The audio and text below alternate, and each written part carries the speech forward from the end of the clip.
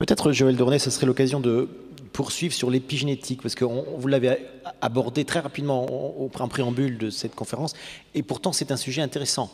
Qu'est-ce que c'est? Alors c'est plus qu'intéressant. L'épigénétique, je vais vous expliquer ce que c'est la grande révolution de la biologie de ces 5 dernières années, pas 10, 20, 30, 5 dernières années. Il y aura une floraison de prix Nobel sur ce sujet. Vous connaissez tous la génétique, c'est l'ADN, le programme du vivant.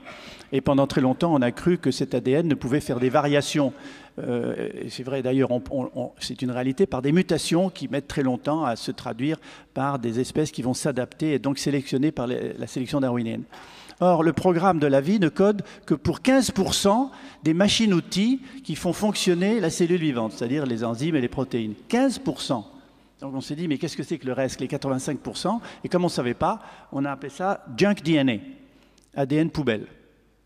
C'est facile, c'est des trucs qui sont accumulés au cours du temps. Maintenant, on sait que ces 85% permettent la fabrication de petites molécules d'ARN, qui sont monobrins, beaucoup plus courtes que le grand ADN, 10, 15 bases du code génétique jusqu'à 150, et en permanence, elles circulent dans le corps et régulent le fonctionnement des gènes. Donc l'épigénétique, c'est la modulation de l'expression des gènes. En fonction de quoi?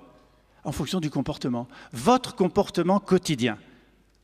Ce que vous mangez, si vous faites de l'exercice ou pas, si vous avez managé ou non votre stress, si vous avez du plaisir dans ce que vous faites, et si vous avez un réseau social et familial qui marche bien, ces 5 éléments, combinés entre eux, vont conduire à la production dans votre corps de petites molécules qui vont s'accrocher à des enzymes, lesquelles vont rentrer ou être reconnues dans le noyau. Dans le noyau où il y a l'ADN.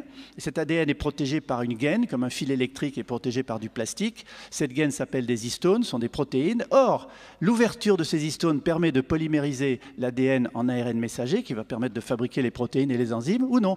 C'est comme un livre de cuisine. Vous avez un livre de cuisine où les pages de chapitres sont collées.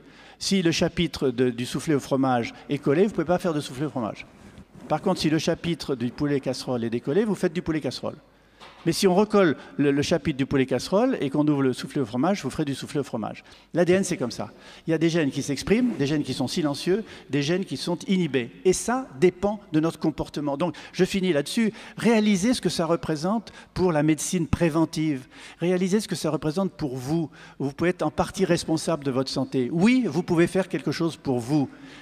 Essayez d'être en meilleure santé, c'est possible. Essayez de vieillir moins vite. Et c'est un intérêt non seulement pour vous, et c'est un intérêt social. Et je termine sur un exemple précis de l'épigénétique, ce sont les abeilles. Toutes les larves d'abeilles naissent avec le même patrimoine génétique, exactement le même.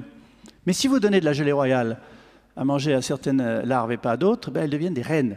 Vous avez la différence entre une larve d'abeille et une reine, ou une abeille ouvrière et une reine. Elle est plus grosse, elle pond des œufs et elle vit plus longtemps. Donc rien que l'alimentation de la gelée royale a méthylé ou acétylé, je ne veux pas rentrer dans les détails chimiques, ces fameuses histones pour permettre aux gènes de s'exprimer ou non. C'est une grande révolution et ça va définir la médecine préventive de demain par rapport à la médecine thérapeutique et au poids de Big Pharma et des médicaments dont on n'est jamais trop sûr que leur interdépendance va causer plus de maladies que celles qu'ils essayent de guérir.